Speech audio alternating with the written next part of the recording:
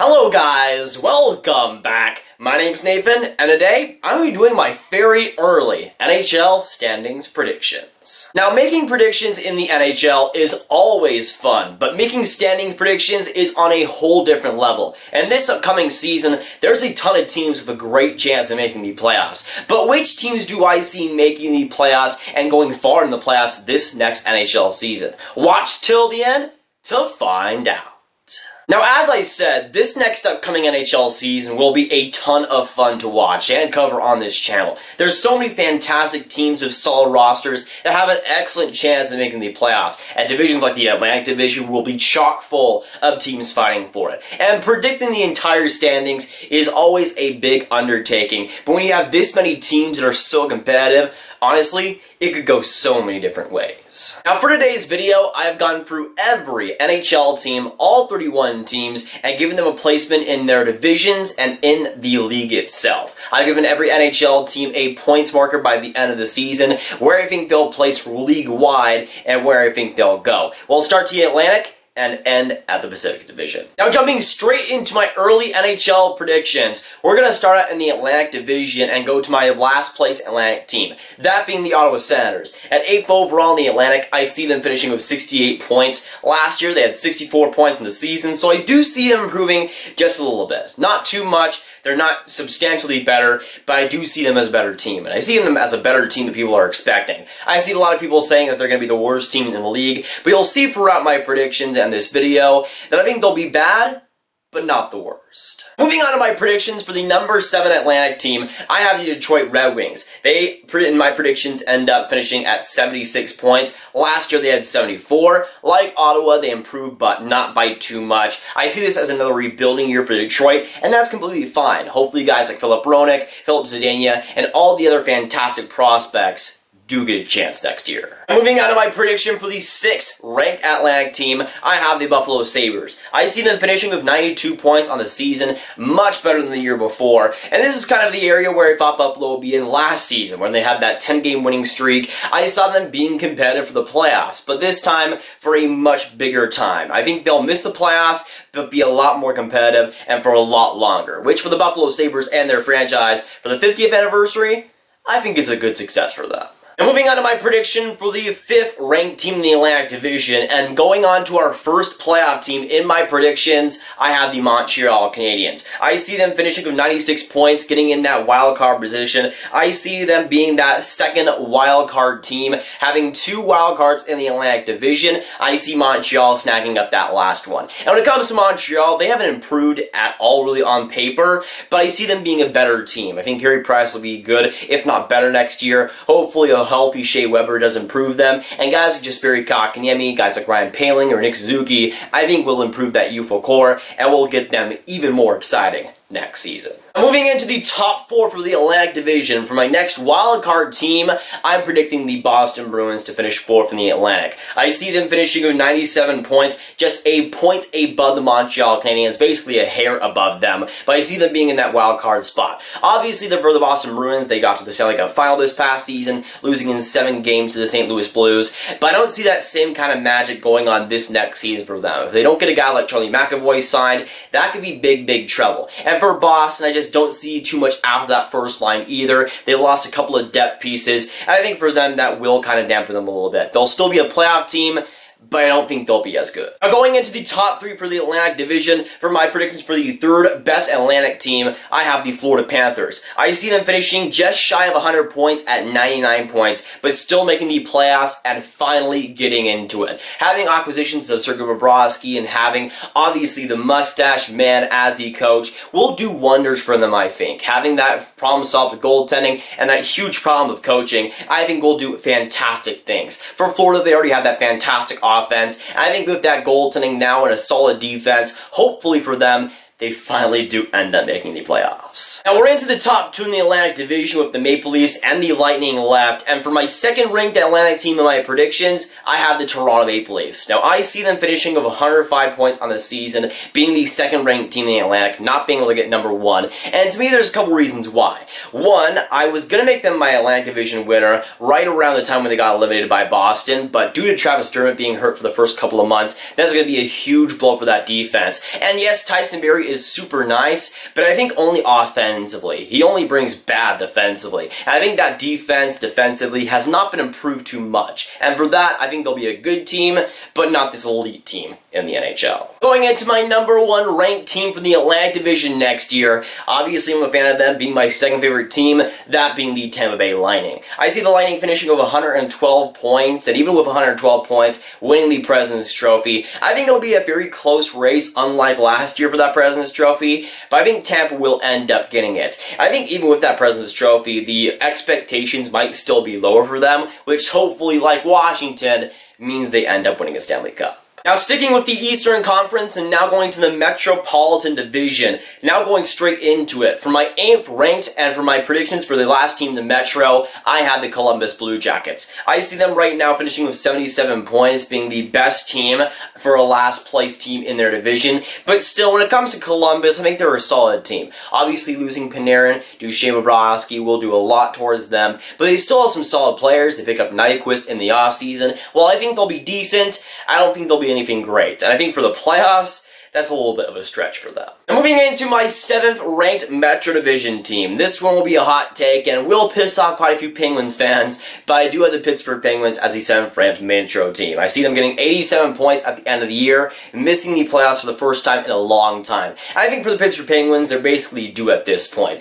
It's about time they finally start to go off that and miss the playoffs a thing or two. Now, I think one of the main reasons because of that is because of Jack Johnson and Erica Branson. I said back in May, if they kept those two, they'll miss the playoffs. And I'll stick by my word. I think they're missing the playoffs next season, and I don't think it'll be particularly close. Going on to another playoff team that I think will miss the playoffs next year in the Metro Division. For my 6th ranked Metro team, I have the New York Islanders. I see them finishing with 88 points in the season, being a solid, decent team, but not being able to be in the playoff hunt for too long and end up missing the playoffs. Now, for the New York Islanders, I think missing Robin Leonard is a huge blow, and they really haven't added too much offensively. Sure, Derek Brassard will be nice, but unless he rejuvenates his whole career, I don't think the New York Islanders will be all that great offensively. Their defense is going to be solid again with Barry Trotz, obviously, but I don't think a defense will single-handedly carry you to a playoff spot. Grice will have to be fantastic if they have any chance of making it.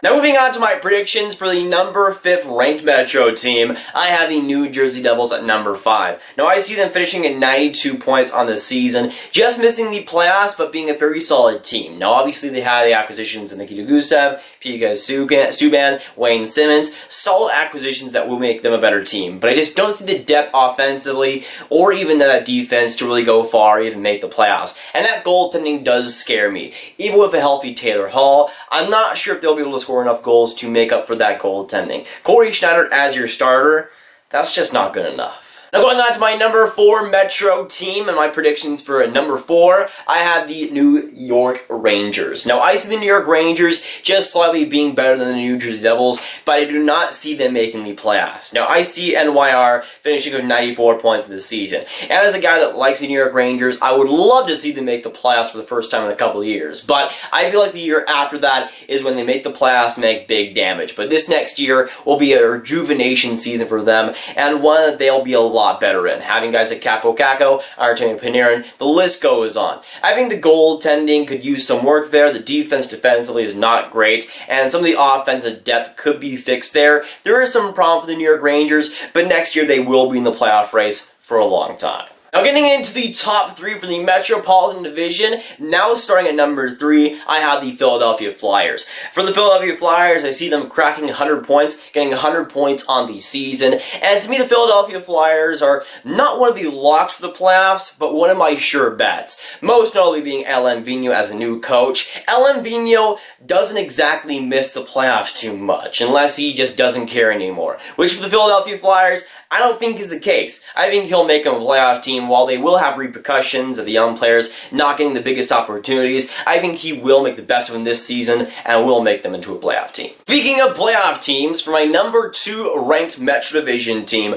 I have the Washington Capitals. I see the Capitals finishing with 102 points, not winning the division, but still being a relatively solid team. Now for the Capitals being a playoff team, this is no surprise. They had some solid acquisitions, guys like Carl Hagelin this past trade deadline, who was solid for them. Richard Panik, who I think is one of the most underrated signings of this NHL offseason. I still think they'll be a solid team, even if I don't like Phoenix Copley as the backup. Now going into my prediction for the winner of the Metro Division, at number 1, I have the bunch of jerks, the Carolina Hurricanes. I see the Canes finishing with 106 points on the season, having a terrific year. And I think, honestly, that top 2 between Washington and Carolina is interchangeable. I could totally see Washington winning the division and Carolina being number 2. But to me, those are the top 2 teams. And I see Carolina taking it. With an elite defense and one of the more improved offenses in the league, having a full year of Nino Niederreiter and an amazing, almost MVP Sebastian Aho, I think they'll be fantastic. Hopefully that goaltending does stick up. Hopefully Reimer continues to be solid. And hopefully for Mrazek, that Eastern Conference final run isn't a fluke. Now getting into the Central Division, the Western Conference, one of the most competitive divisions in the NHL, and I would say maybe the most hard one to predict in the NHL. Now when it comes to the Central Division, obviously having 7 teams, in my opinion the team that'll finish last in the Central is the Minnesota Wild. I have seen them finishing with 74 points in the season, being not good whatsoever. When it comes to Minnesota, they kind of have an identity crisis right now. They got a new GM who I think will point them in the right direction. Hopefully they start to actually rebuild, because man, they need it. Moving into my prediction for the 6th ranked Central team, I have the Chicago Blackhawks. Now the Blackhawks I see finishing with 91 points on the year, being 7 points better than the year before. When it comes to Chicago, having Robin Lehner on that team just makes that whole goaltending situation much, much better, and hopefully a healthy Corey Crawford makes them better too. That defense is terrible, and I think it will stay terrible, but it is pretty decent offensively. And speaking of offense, Chicago is one of the better offenses in the NHL, with a solid forward group that is just going to get better and better as guys like Kirby Dach go and graduate. Moving into my 5th ranked Central team, going to the 2nd wildcard team and the team that I see just making the playoffs, I have the Winnipeg Jets. Now I see the Jets finishing with 93 points on the season, not being the greatest team to make the playoffs, but still somehow slipping in. Now, having the Patrick Laine and Kyle Connor situations where they're still somehow unsigned, I think will hurt them. Hopefully Connor Hellebuyck isn't as bad as he was last year. That defense is not really as good. Losing guys like Trouba and Myers will hurt them too. But I still think they're a playoff team, if not just barely. Now moving into my number 4 Central team, the team that takes up the first wildcard spot, I have the Nashville Predators. Now I see the Predators finishing with 100 points on the season, just with that 100 points threshold, and being a pretty solid team. Having Matt Duchene, a new acquisition, I think will kind of liven up that offense, and will get them a little bit more energetic too. Still a solid defense on the back end, Yossi, Ellis, Ekholm, some solid guys there, and Picarene and UC Saros are one of the better goaltenders in the league. So I think they will still be solid. They won't be one of the best teams in the NHL, but they will be pretty good. Now going on to the top 3 in the Central, and for my number 3 ranked Central team, I have my favorite team, the Dallas Stars. Now I see the Dallas Stars finishing with 103 points at the end of the season, being a very solid team by the end of it. I have seen a lot of people maybe saying that they'd win the division, but I'm not quite on that hype train yet. I think Joe Pavelski, Corey Perry, and Zakara will be solid acquisitions, albeit old acquisitions. I think they'll be good, but not one of the best teams in the NHL. Now going to my 2nd ranked Central team, I have the Stanley Cup champions, the St. Louis Blues. Just being 1 point ahead of the Dallas Stars, but grabbing that 2nd spot with 104 points. When it comes to St. Louis, I think they'll have another solid year. They have all the pieces in place. I don't think Jordan Binnington is going to be as good as he was last regular season, but I still think he'll be solid. And with one of the better defenses and a solid offense, I think it'll be good enough to grab that 2nd spot. Now advancing into my division winner for the Central Division, I have the Colorado Avalanche. Now the Avalanche I see finishing with 107 points, having a very, very solid year after just making the playoffs last year. They have a lot of improvements in certain areas. I think they will improve overall. Having a guy like Nazem Kadri, Andrei Burakovsky, and having a guy like Cale Makar lead that group, while it is risky to put him as the division winner, I do see that happening. I also see Philip Grubauer being fantastic like he was in Washington. Now getting into the last division for my predictions, the Pacific Division, and now going to the worst team in the Pacific Division, and in my opinion, the team that'll finish last in the NHL, I have the LA Kings. Now the LA Kings I see finishing with 65 points next year. I think they were like the second ranked or second last ranked team last year. I think they'll be the worst team this next season. Some people might say Ottawa, but I think it will be LA. With a combination of bad goaltending, bad defense, and bad offense. What's not to love, I guess? And here's where it gets a lot more interesting, because from 7 to 1, there is a ton of different possibilities. But in my opinion, the team that'll finish 7th in the Pacific, I have the Edmonton Oilers. Now, I see the Oilers finishing with 86 points in the year, being 21 points above the LA Kings. That's a gigantic difference right there. And when it comes to Oilers, I think they'll be a decent team that upsets a couple of playoff teams, but nothing much more than that. And going into my predictions for the 6th Pacific Division team, ranking at number 6, I have the Vancouver Canucks. Now, I see the Canucks finishing with 88 points, having a solid year overall. They banked themselves in making the playoffs next year, and while I think it could happen potentially, it would have to come from a wild card spot. And in that Central Division, I see those 2 wild card spots getting snagged up right there and then. So, for the Vancouver Canucks, I think they'll be an improvement team, a team that does good, but is still one that ends up missing the playoffs.